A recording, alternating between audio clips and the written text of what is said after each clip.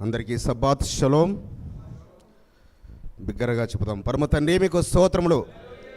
బిగ్గరగా, పరమ తండ్రి మీకు స్తోత్రములు. ఇంకా ఒక్కసారి బిగ్గరగా, పరమ తండ్రి మీకు స్తోత్రములు. Thank you very much. చదవబడిన లేఖన భాగం చూడగానే మీకు అర్థమై ఉంటుంది ఎవరి గురించి మనము ధ్యానించుకోబోతున్నామని. మొదటి సమూయేలు గ్రంథము 17వ అధ్యాయము.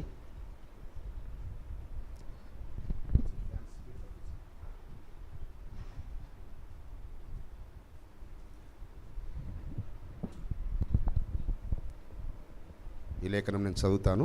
మెసేజ్ విషయమై మన మధ్యలో ఉన్న సహోదరుడు నవీన్ బ్రదర్ వచ్చారు కదా. ఓకే, వత్సలమ్మకు మైక్ ఇవ్వండి, ప్రార్థన చేస్తారు.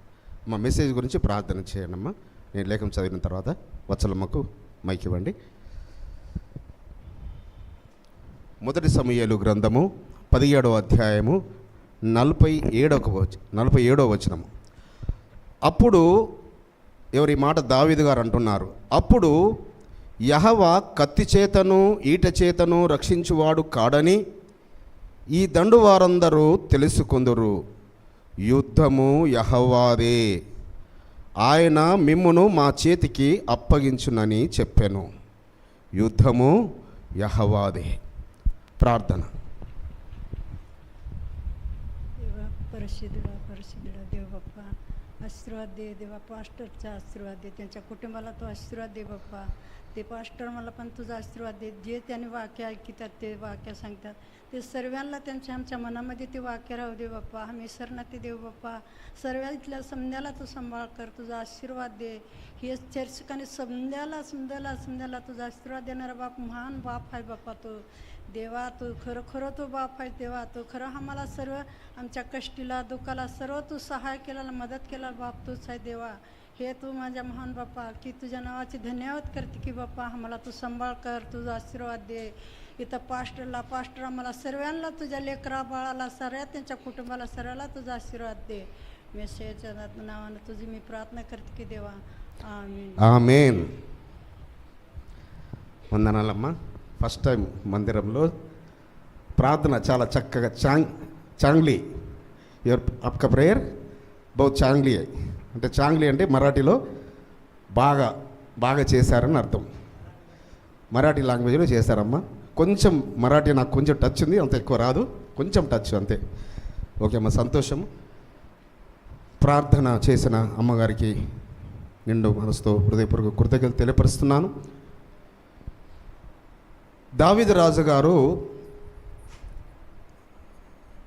గొలియాతు మీదకి యుద్ధానికి వెళుతూ ఈ మాట అంటున్నారు, మా సైన్యములకు అధిపత్యగు యెహోవా కత్తి చేత ఈట చేత కాదు, ఆయన తన ఆత్మ ద్వారానే యుద్ధములు చేసేవాడు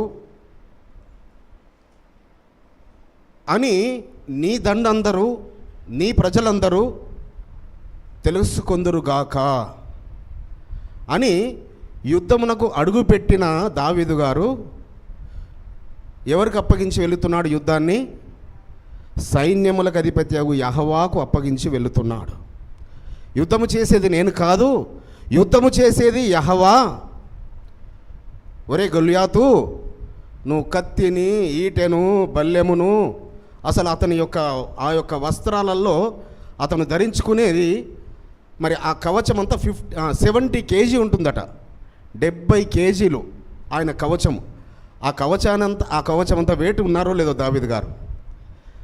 ఆ కవచాన్ని అంటే ఎక్కడ కూడా ఏమాత్రము గ్యాప్ లేకుండా ఆయన ధరించుకున్న శిరస్త్రాణం కానీ, ఎవరు? గొలియాతు గారు అనకూడదు.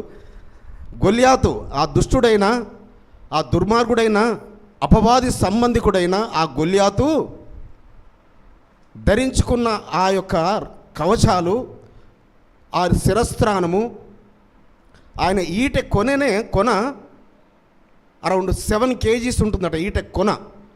సో ఇవన్నీ ధరించుకొని అతను ఏంది 40 రోజుల వరకు ఇజ్రాయిల్తో ఆయన అగుపడుతూ, నేను మీతో యుద్ధం చేయను, మీలో ఎవరో ఒకరు బలాఢ్యులు రండి, ఎందుకు అనవసరంగా మీరు చంపబడతారు, మేము చంపబడతాము, నాతో ఎవరో ఒక బలాఢ్యులు రండి, యుద్ధము చేద్దాము, నన్ను జయిస్తే మీరు జయం పొందుకున్నట్టుగా, లేకుంటే ఎవరైతే వస్తారో అతను నేను జయించి చంపితే మీరందరూ మాకు బానిసలవ్వాలి అని ఎన్ని రోజులట, ఒక రోజు కాదు, 2 రోజులు కాదు, 40 రోజులు ఇలా చెప్పుతూ వస్తుంటేనట ఇజ్రాయెల్ అందరు గజగజ వణుకుతున్నారట. సౌలు రాజు యుద్ధంలోనే ఉన్నాడు. ఎవరు? సౌలు రాజు యుద్ధంలోనే ఉన్నాడు. యుద్ధంలో ఉండి గజ వణుకుతున్నారట. మొదటి సమూయేలు గ్రంథము 17వ అధ్యాయము 10-11 వచనాలు. ఈ దినమున నేను ఇజ్రాయేల్ సైన్యములను తిరస్కరించుచున్నాను. మైక్ తీసుకోతలే, మైక్లో, ఎందుకంటే యూట్యూబ్లో ఆన్లైన్లో వినేవారికి మైక్లో ఉంటేనే వినబడుతుంది. ఒకని నియమించిన ఎడల మళ్ళీ చదువురమ్మా. ఈ దినమున నేను ఇజ్రాయేల్ సైన్యములను తిరస్కరించుచున్నాను. ఒకని నియమించిన ఎడల వాడును నేనును పోట్లాడుదుమని ఆ ఫిలిస్తీయుడు చెప్పుచూ వచ్చెను. సౌలును ఇజ్రాయేల్ అందరును ఆ ఫిలిస్తీని మాటలు వినినప్పుడు బహుభీతులైరి. మామూలు భయం కాదట. ఎవరికి? యుద్ధశూరుడుగా వెళ్ళిన సౌలు గారు యుద్ధ వస్త్రాలను ధరించుకున్నాడు, సైన్యము కలిగి ఉన్నాడు. కానీ ఆ ఫిలిస్తీని యొక్క ఆకారము చూసి, వాడి మాటలను చూసి ఎవరు వెళుతారో, అంటే యుద్ధానికి ముందున్న రాజు కదా ముందు వెళ్ళాల్సింది, పోనీ బలాఢ్యుని ఎవరినన్నా పంపాలి, ఎవరు వెళ్ళడానికి ధైర్యము చేయడలేదు, భయము, బహుభీతి పొందారట. ఆ సమయంలో మరి అన్నల క్షేమము తెలుసుకోవడానికి కొరకు వారి నాన్నగారి చేత పంపించబడ్డాడు దావీదు గారు. ఆయన కొన్ని ఆహార పదార్థాలు, ద్రాక్ష రసము ఇవన్నీ తీసుకొని వస్తాడు. అయితే అతను ఇలా ఎన్ని రోజులు చెప్తున్నాడు? 40 రోజుల వరకు చెప్తున్నాడు. ఆ మాటలు దావీదు గారు విన్నారు. ఏంటి మీరు భయపడుతున్నారేంటి? ఆఫ్టర్ ఆల్ ఇతను ఎంత? ఏమన్నాడు దావీదు గారు? ఈ సున్నతి లేని ఫిలిస్తీయుడు ఎంత? సైన్యములకు అధిపత్యకు యెహోవాను తిరస్కరిస్తాడా, ఇజ్రాయేలును తిరస్కరిస్తాడా అనే పౌరుషముతో, రోషముతో రగిలిపోతున్నాడు దావీదు గారు. సో అక్కడ తెలుసుకున్నాడు, ఏంటి అసలు ఎందుకు భయపడుతున్నారు మీరు ఏంటి అని అన్నీ తెలుసుకున్న తర్వాత మరి సౌలు రాజుగారి యొద్దకు వెళ్ళాడు దావీదు గారు. అప్పటికే ఈయన వీణ వాయిస్తే సౌలు మీద ఉన్న ఆ దురాత్మ వెళ్ళిపోతున్నది. సో పరిశుద్ధాత్మ చేత నింపబడిన వ్యక్తి సమూయేలు గారు తైలం పోసి అభిషేకించాడు రాజుగా ఉండడానికి కొరకు. ఎందుకు అభిషేకించాడు? ఆ రాజు ఈజ్ అన్ఫిట్ అని. సౌలు రాజు ఇంకా అర్హత లేనివాడు, యుద్ధములు చేయలేనివాడు, తండ్రి యొక్క మాటకు విధేయుడైన వాడు కాడు అని ఇంకొకరిని పరలోకపు తండ్రి సమూయేలు గారి ద్వారా దావీదు గారిని అభిషేకించాడు. ఎప్పుడైతే అభిషేకించబడినాడో పరిశుద్ధాత్మ ఆయన మీదకి నిండుగా దిగి వచ్చింది. ఆత్మచేత నడిపించబడుతున్న అప్పుడు మాట్లాడుతున్నాడు, రాజా నేను ఈ యుద్ధాన్ని వెళుతాను, నేను అతను జయిస్తాను, నేను అతను చంపేస్తాను అంటే, బాబు నువ్వు బాలుడివయ్యా, నువ్వు బాలుడు, నీకు యుద్ధం చేత కాదు, నువ్వు ఎక్కడో అరణ్యంలో నువ్వు గొర్రెలు కాసుకున్నావు అంటే, రాజా లేదు, అడవిలో నా తండ్రి మందలను నేను మేపుతుంటుండగా ఒక సింహము, ఒక ఎలుగుబంటి వచ్చి గొర్రెలను ఎత్తుకెళ్ళిపోయినప్పుడు వాటి నోటి నుంచి నేను విడిపించి వాటిని చీల్చి చెండాడాను. ఈ సున్నతి లేని ఈ ఫిలిస్తీయుడు ఈ గొల్యాతు ఒక లెక్కనా అన్నాడు. అనేసరికల్లా ఇక ఆయనను ఆపలేను నేను అని సౌలు గారు, సరే బాబు నువ్వు వెళుతావు కదా వెళ్ళు, కానీ నీవు ఇలా వెళితే ప్రయోజనం లేదు, ఇదిగో నా యొక్క యుద్ధ కవచాన్ని నువ్వు ధరించు, నేను పెట్టుకునే శిరస్త్రాణము. చూడండి మొదటి సమూయేలు గ్రంథము 17వ అధ్యాయము 38-39 వచనాలు. పిమ్మట సౌలు తన యుద్ధ వస్త్రములను దావీదునకు ధరింపజేసి రాగి శిరస్త్రాణం ఒకటి అతనికి కట్టి యుద్ధ కవచము తొడిగించెను.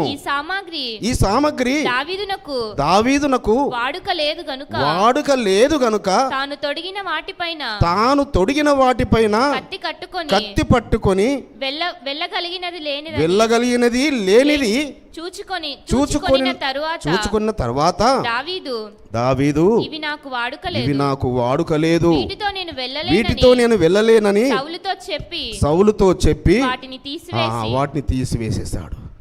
ఎవరు ధరించుకునే యుద్ధములో యుద్ధ సైనికులు ధరించుకునేటివి, కానీ సౌలు రాజు తానే స్వయంగా ధరించుకుని తన యొక్క ఆ యొక్క యుద్ధ కవచమును మరియు తనకు ఆ యొక్క హెల్మెట్, రాగి స్థిరస్థానం హెల్మెట్, మూడవది యుద్ధ కవచము, అదేవిధంగా యుద్ధ వస్త్రములు, మరియు ఇంకేమిచ్చారట, వాటిని కత్తి ఇక్కడ ఎన్ని కనబడుతున్నాయి?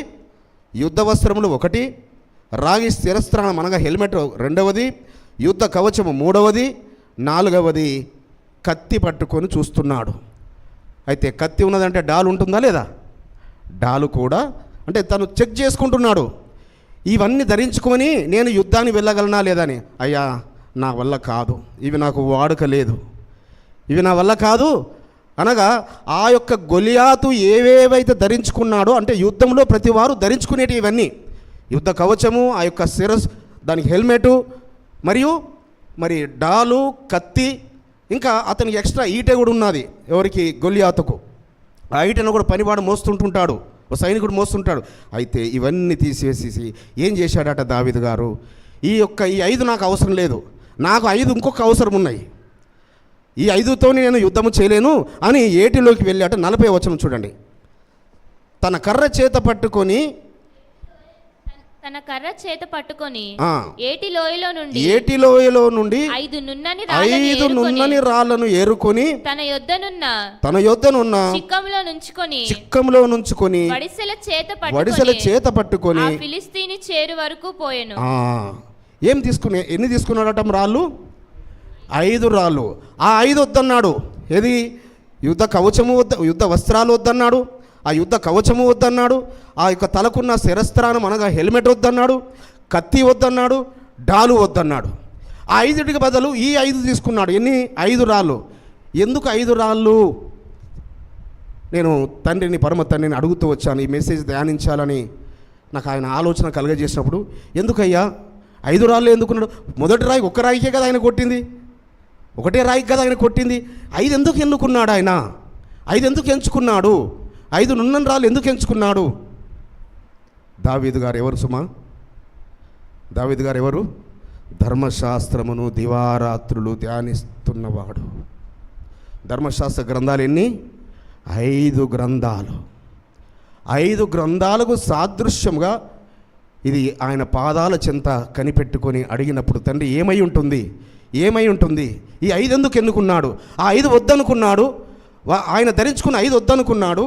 ఈ 5 ఎందుకు అంటే ప్రతి సైనికునికి ఆ 5 అవసరము, కానీ అవి కాకుండా ఈ 5 రాళ్ళను తీసుకున్నాడు. ఇంకొకటి ఎక్స్ట్రాగా ఏం పట్టుకున్నాడు?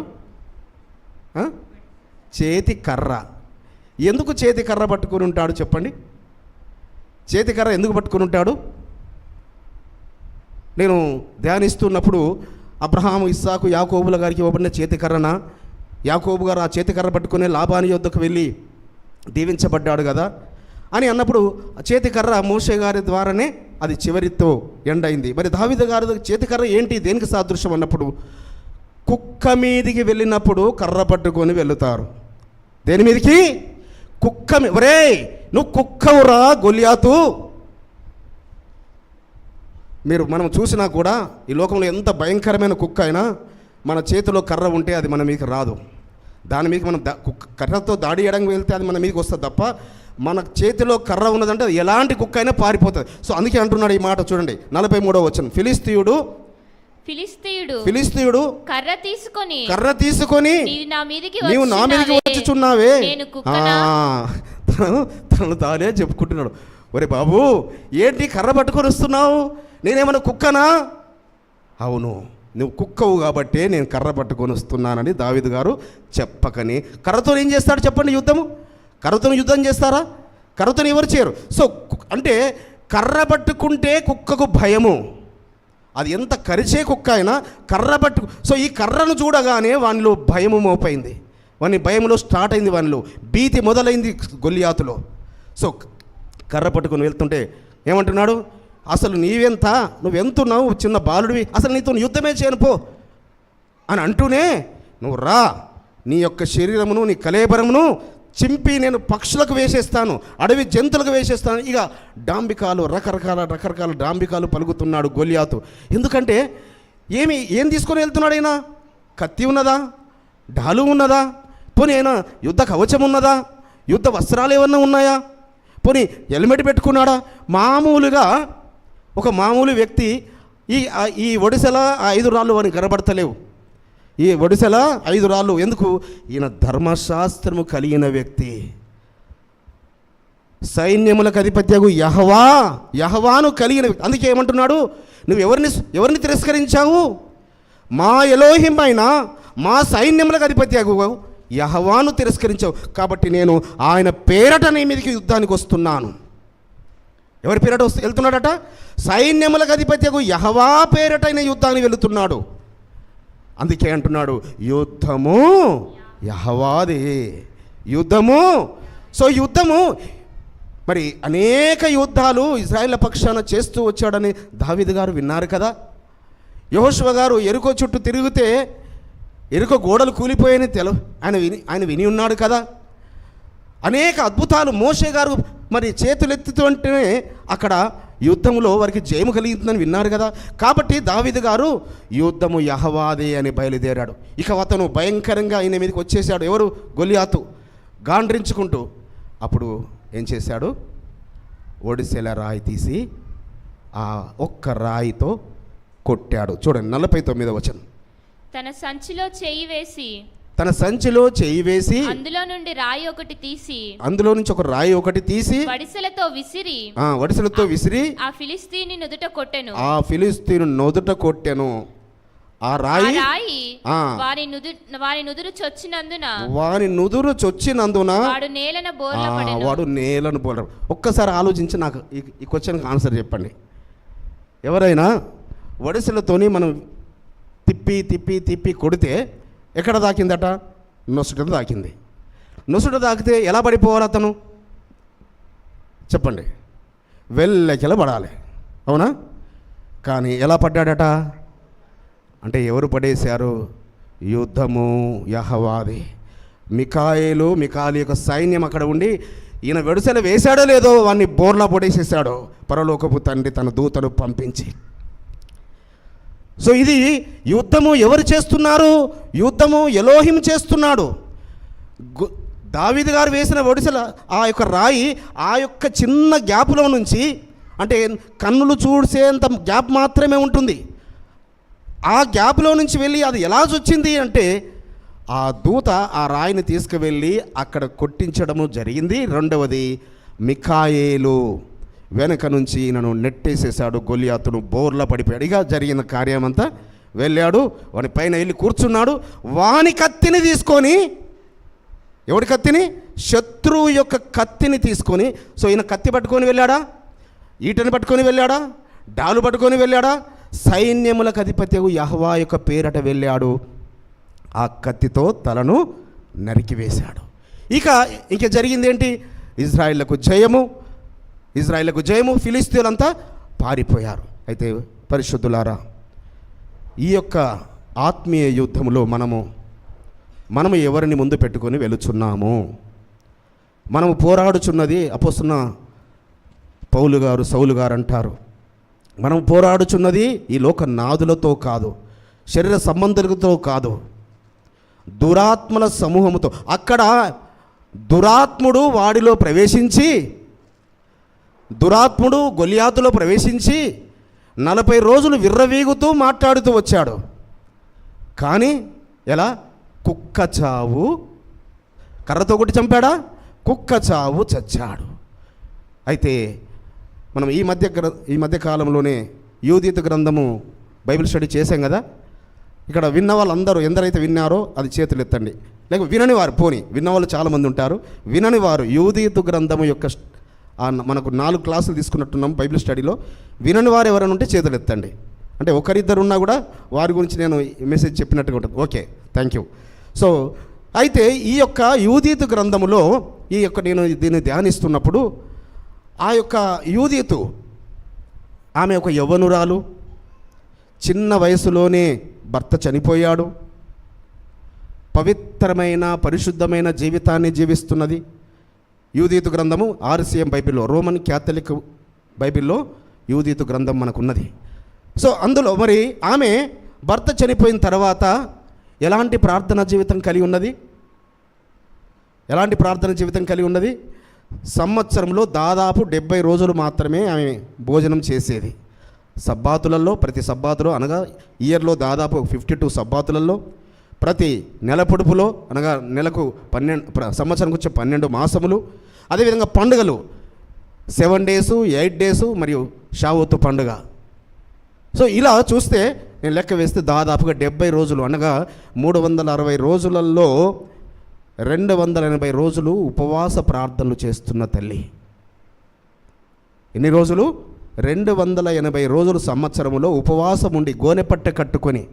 ఎందు గురించి చేసిందా ఆమె? ఎందుకు తన భర్త చనిపోయాడని విలాపిస్తూ చేసిందా? దేని గురించి చేసిందా కానీ తెలియదు. కానీ ఇజ్రాయిలకు ఒక జయమునివ్వడానికి వరకు ఒక వీర వనితగా, మనకు దావీదు గారే తెలుసు వీరుడు అని, శూరుడు అని.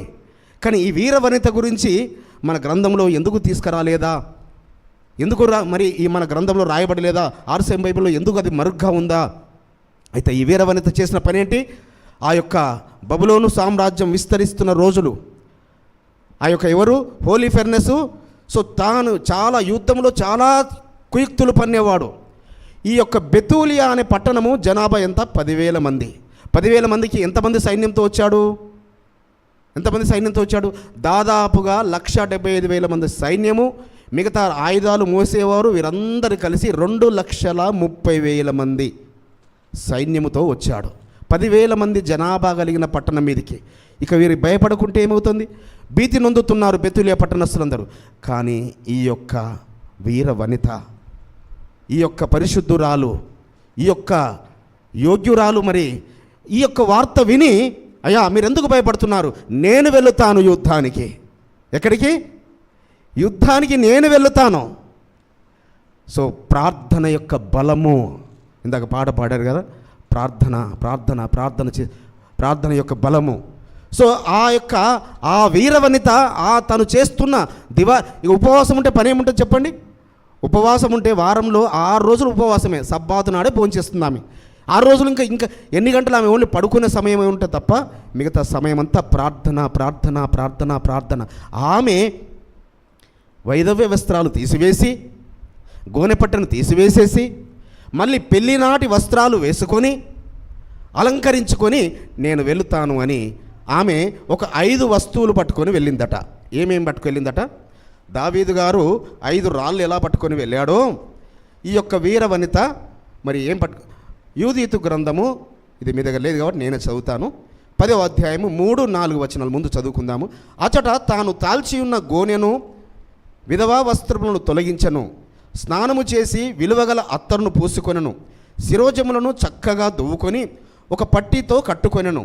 తన భర్త మనషే జీవించి ఉన్నప్పుడు తాను ఉత్సవ సమయములలో ధరించు సొగసైన ఉడుపులను దాల్చెను, కాళ్ళకు చెప్పులు తొడుకొనెను, దండలు, గాజులు, ఉంగరములు, కమ్మలు మొదలైన సొమ్ములు పెట్టుకొనెను. ఆ అలంకరణము వలన చూపరులకు మిగుల సుందరముగా కనిపించెను. ఆమెను చూచిన వారికి ఎవరికైనాను ఆమె మీద మనసు పోకపోదు. విధవరాలుగా అప్పటికి దాదాపుగా 3.5 సంవత్సరాలైంది ఆమె విధవరాలుగా ఉండి. మరి ఆ దేశంలోనే, ఇజ్రాయెల్ దేశంలోనే అందగత్తె అని రాయబడి ఉంది యూదితు గ్రంథంలో. ఆమెను పెళ్లి చేసుకోవడానికి అనేకులు వచ్చారు. మరి భర్త చనిపోయిన తర్వాత కూడా ఆమె నో నెవర్ అని మళ్ళీ ఆ పెళ్లి వైపు చూడలేదు. అలాంటి ఆ తల్లి ఎందు గురించి ఈ యొక్క వస్త్రాలు వేసుకున్నది? ఈ అలంకరణ ఎందుకు చేసుకున్నది?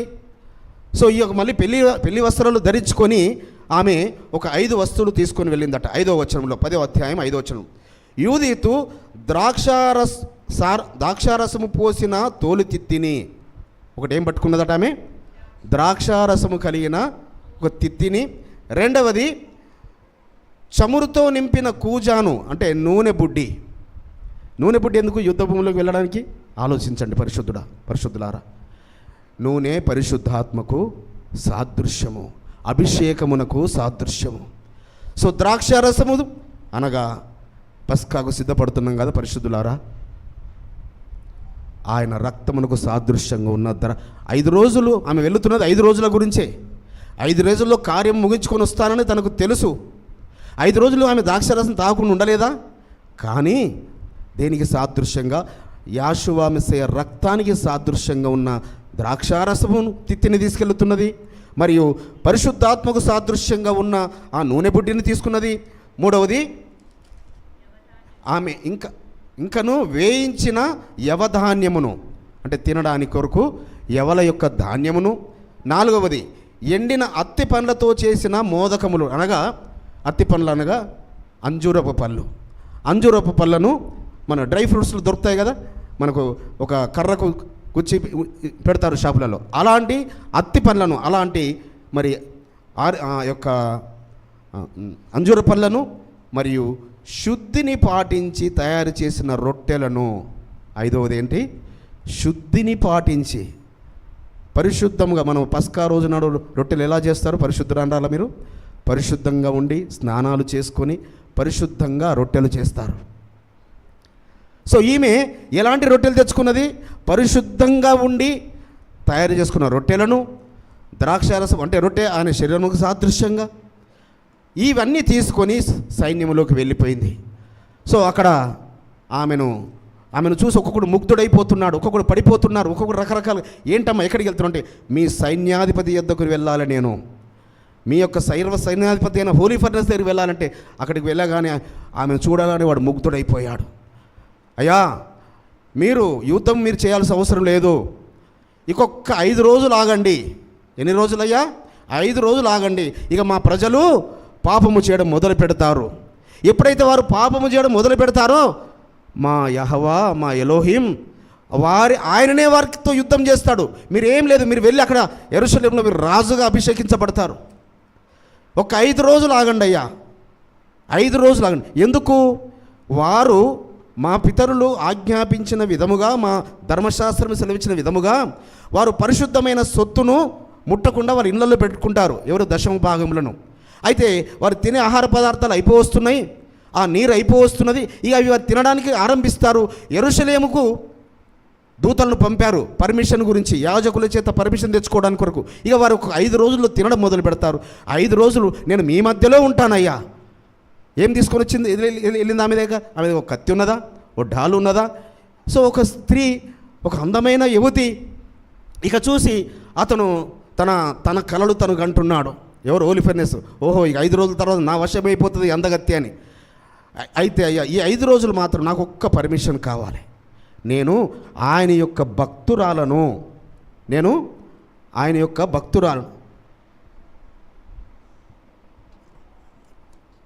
టైము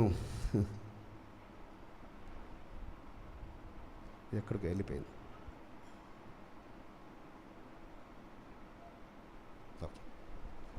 నేను ఆయన భక్తురాలనని ఒక మాట పలుకుతున్నది ఆమె. యూదీతు గ్రంథము 11వ అధ్యాయము 17వ వచనం. 11-17. తమ దాసినైన నేను భక్తురాలను, స్వర్గాధిపతి అయిన ఎలోహింను రేయింబగళ్ళు సేవించుదానను. నేనిచ్చటనే ఏలిన వారి శిబిరమున వసింపగోరిదను. నేను ప్రతిదినము రాత్రి వెలుపలికి లోయలోనికి పోయి మా ఎలోహింకు ప్రార్థించి వత్తును. మా ప్రజలు పాపము కట్టుకొనగానే ఎలోహిము నాకు తెలియజేయును. అయ్యా, నేను ఆయన యొక్క భక్తురాలను, ఆ స్వర్గాధిపతి అయిన ఆ సృష్టికర్తను ఆరాధించేదాన్ని. అయితే ఈ 5 రోజులు ఏం చేస్తానంటే, నేను రాత్రి జామున ఆ లోయలోకి వెళ్ళి అక్కడ స్నానము చేసి నేను ప్రార్థన చేసి వస్తాను. ఇది మాత్రం నాకు అనుమతించాలి, నాకు నా దాసురాలకు అని అంటే. ఇక సైన్యాధిపతి ఆర్డర్ ఇచ్చిన తర్వాత వేరే ఏమి చేస్తారు? సో ఆమె 4 రోజులు ఇదే విధంగా చేస్తూ వచ్చింది. ఇక అతను 5వ రోజు కావస్తుంది. అయితే మరి అమ్మా నువ్వు మేము మా ఆహారం తినంటే, లేదయ్యా నేను ప్రార్థన చేసిన నా ప్రార్థన సన్నిధికి వెళ్ళాలంటే నేను తెచ్చుకున్న ఆహార పదార్థాలు మాత్రమే తినాలి. ఇవి పవిత్రంగా చేసినవి, నా వ్రతము, నా పవిత్ర వ్రతము ఆయన అంగీకరించాలంటే నేను మీ ఆహార పదార్థాలు ఏది ముట్టకూడదు. చూడండి ఎలా ఒక యోగ్యంగా ఒక యవ్వనస్తురాలు ధైర్యముతో తను మాలిన్యం అంటకుండా తనకు కావలసిన 5 వస్తువులు సో దేనికి సాదృశ్యంగా ఉన్నాయో చూడండి పరిశుద్ధులారా. ఆ యొక్క తినడానికి ఆహారము, అక్కడ ఉపవాసం ఉండొచ్చు, ఆమె ఉండొచ్చా లేదా? వారంలో 6 రోజులు ఉపవాసం ఉంటుంది కదా, ఆమెకు అలవాటు అయిపోయింది కదా కానీ శత్రువును నమ్మించాలి, శత్రువును నమ్మించాలి. నేను ఉపవాసం ఉంటానంటే వాడు ఒప్పుకుంటాడో లేదో. సో కాబట్టి ఆహార పదార్థాలన్నీ తీసుకుంది ఆమె, ఆ యొక్క కార్యము కొరకు ఎదురు చూస్తున్నది. అయితే 5వ రోజు రానే వచ్చింది. ఇక తను గొప్ప విందు ఏర్పాటు చేసుకున్నాడు. ఇక ఆమెకు సెలవిచ్చాడు, వచ్చి నువ్వు నా వశము కావాలంటే ఇంతకన్నా గొప్ప భాగ్యం ఏముంది అంటది. ఏమంటది? ఇంతకన్నా గొప్ప భాగ్యం ఏమున్నది అంటది.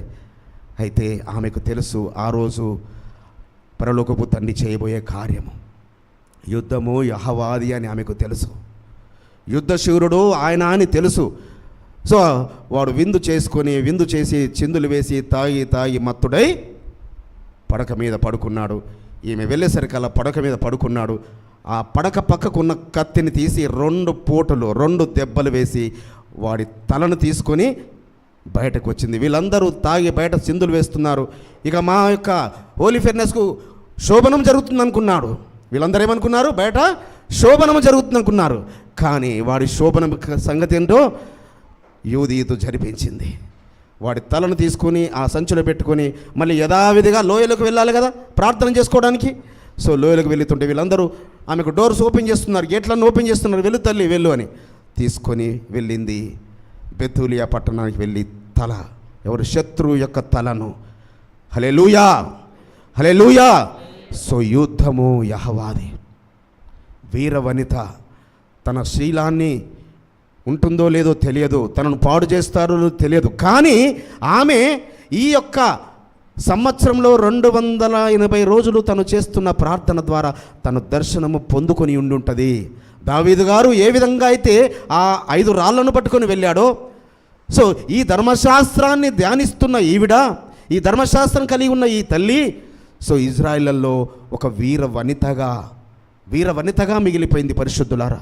కాబట్టి మనం ఏ విధంగా మరి పస్కా కొరకు సిద్ధపడదాము. అపోస్తలుడైన పౌలు మనము ఎవరితో యుద్ధం చేయాలని చెప్తున్నాడు. ఎఫెసీ పత్రికకు వెళదాము.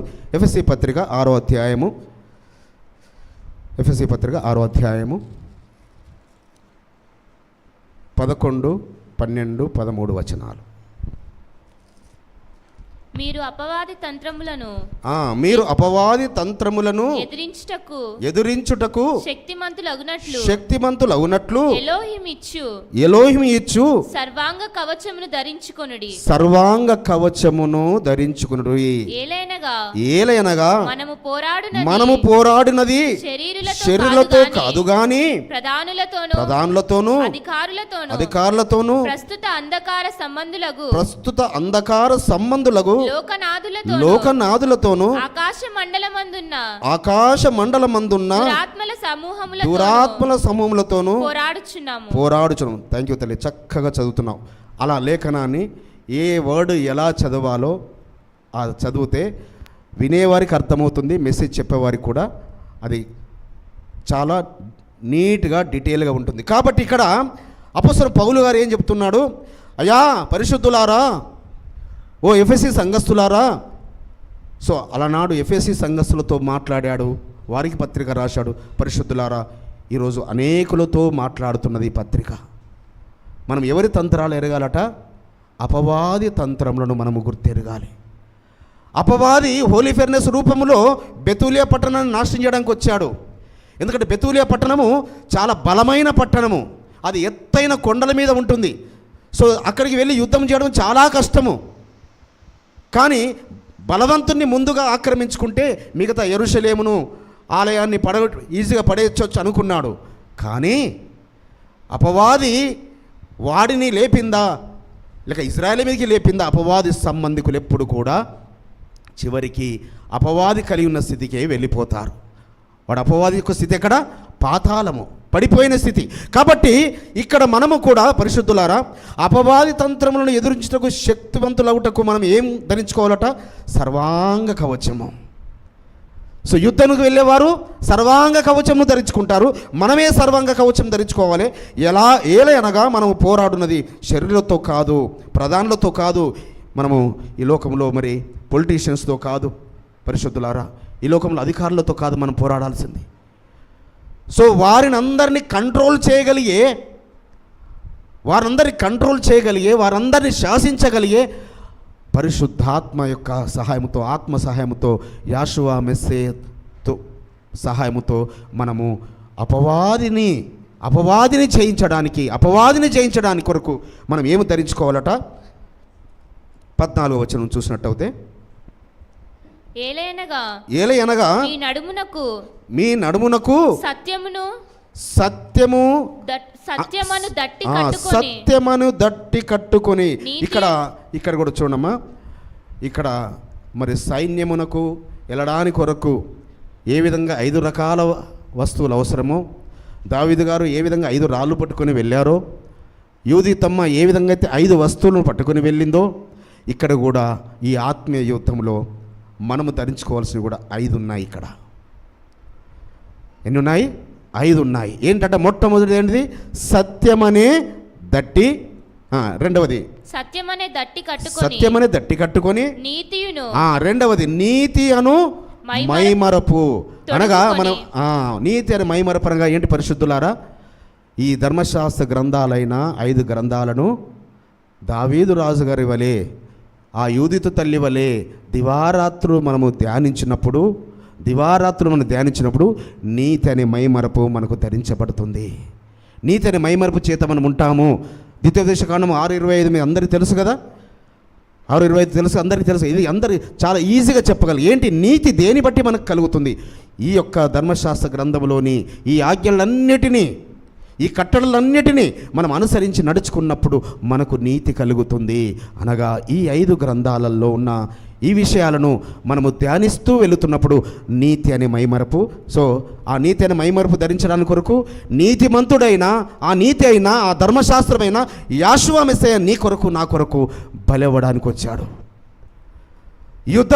అపవాదితో యుద్ధము చేయడానికి కొరకు మన వల్ల కాదు, మనకు శక్తి చాలదు, మన సామర్థ్యము చాలదు.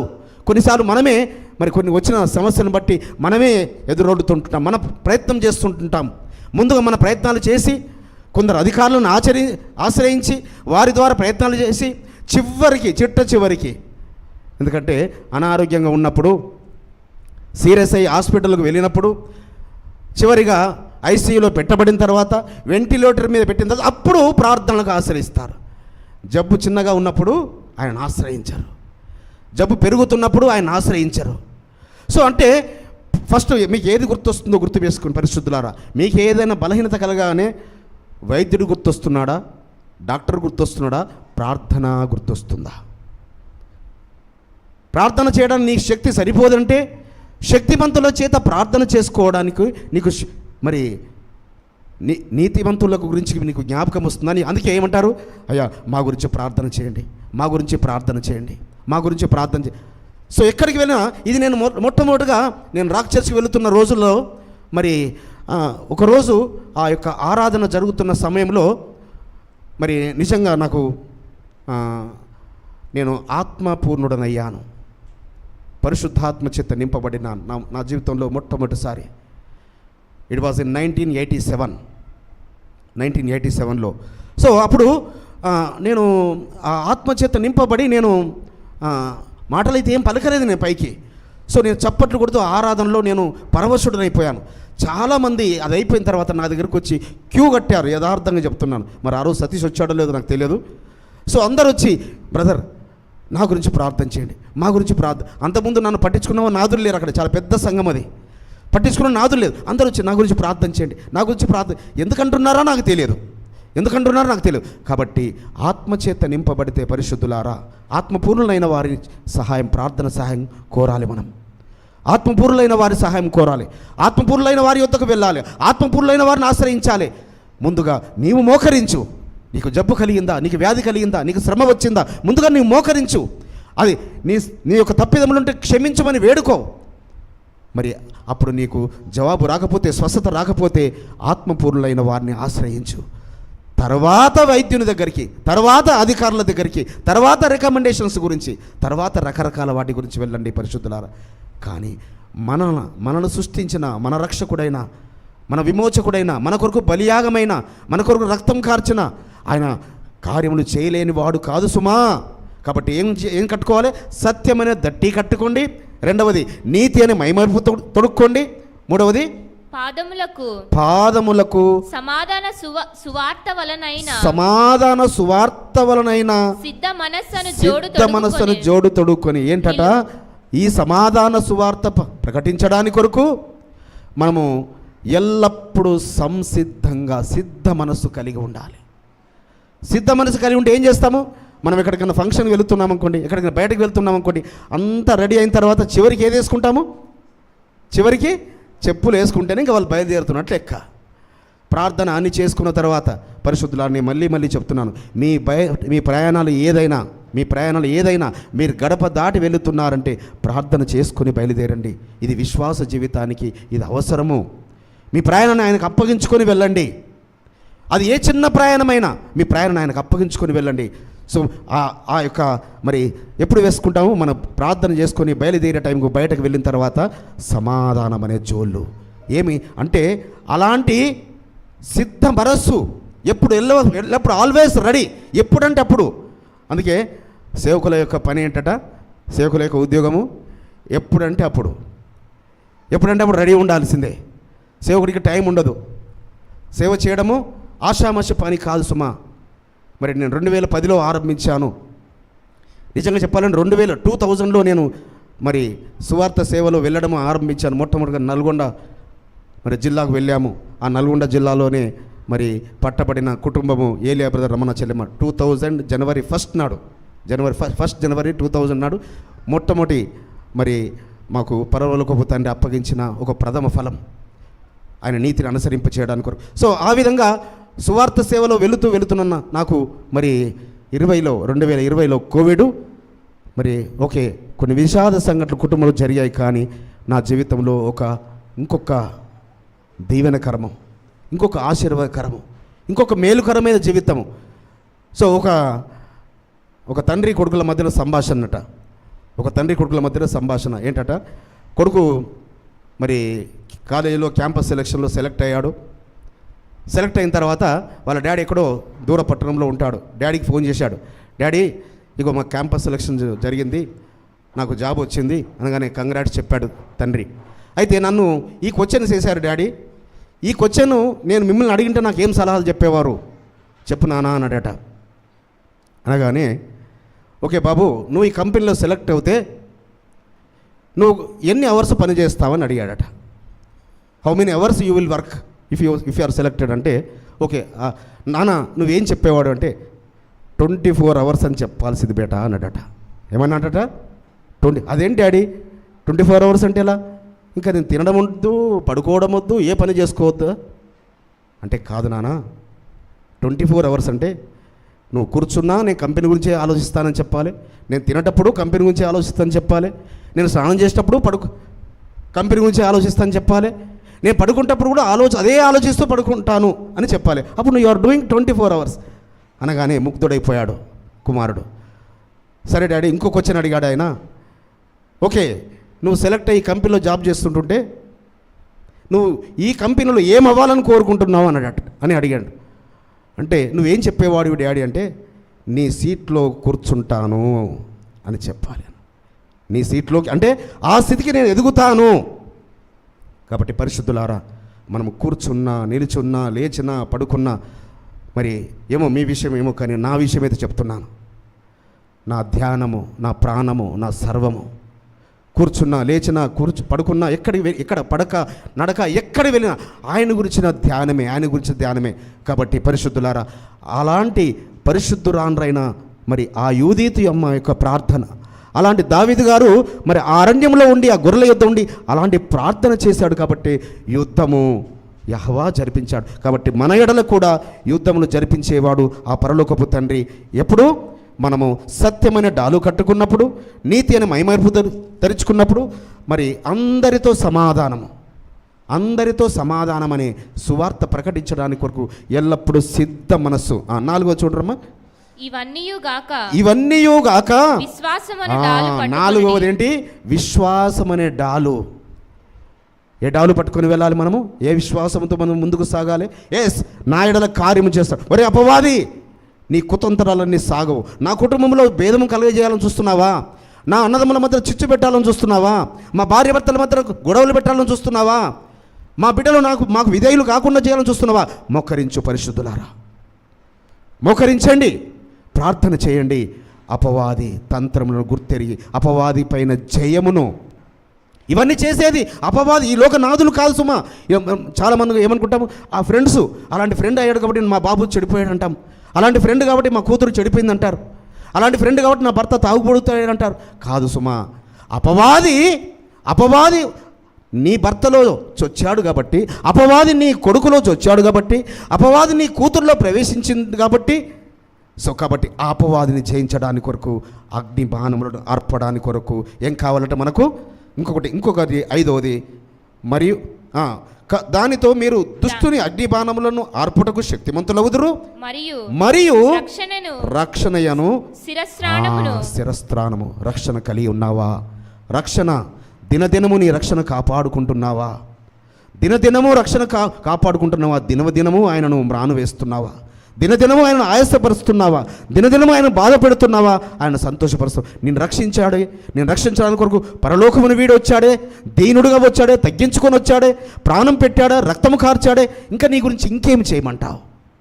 కాబట్టి నీ నిత్య రక్షణకు కారకుడైన ఆయన రక్షణ అనగా ఈ 5 సత్యమనే డాలు పట్టుకుని పరిశుద్ధులారా సత్యాన్ని ప్రకటించండి. నీతిని మైమర్పు ధరించుకుని నీతిని ప్రకటించండి. 3వది, ఎల్లప్పుడూ అందరితో సమాధానంగా సిద్ధంగా ఉండాలి. సిద్ధ మనస్సు కలిగి ఆ సమాధాన సువార్తను ప్రకటించడానికి. 4వది, విశ్వాసం అనే ఢాలు చేత పట్టుకొని రక్షణ అనే శిరస్త్రం. అనగా హెల్మెట్ ఏంటి? రక్షణ, మనకు రక్షణ. అందుకే మనల్ని చూసి ఏమంటాడు ఆయన? వధువు వరుడికి ఏంటి? భార్య భర్తకు కిరీటము కదా. మరి మనల్ని చూసి ఆ వరుడు, అవును నా వధువు, కిరీటము ధరించుకున్న నా వధువు, నా వధువు అని మనల్ని బట్టి ఆయన సంతోషించే విధముగా మనం ఉంటున్నప్పుడు మన ప్రార్థనలకు ఆయన సహాయము చేస్తాడు. అపవాది తంత్రములన్నిటినీ, అపవాది యొక్క దుష్టుని యొక్క అగ్నిబాణములన్నిటినీ ఆయన లయము చేస్తాడు. సుమ 18వ వచనం, ఆత్మ వలన ప్రతి సమయమునందును ప్రతి విధమైన ప్రార్థన విజ్ఞాపన చేయుచు ఆ విషయమై సమస్త పరిశుద్ధుల నిమిత్తమును పూర్ణమైన పట్టుదలతో విజ్ఞాపన చేయుచు మెలకువగా ఉండండి. ఎవరి గురించి అట? సమస్తమైన పరిశుద్ధుల గురించి ప్రార్థనలు చేయండి. ప్రార్థన ఏం చేస్తామో అనుకుంటుంటారు. ఏముంటుంది? ఆ యూదిత తల్లి ఆ 280 రోజుల సంవత్సరంలో ఎవరి గురించి చేస్తున్నది?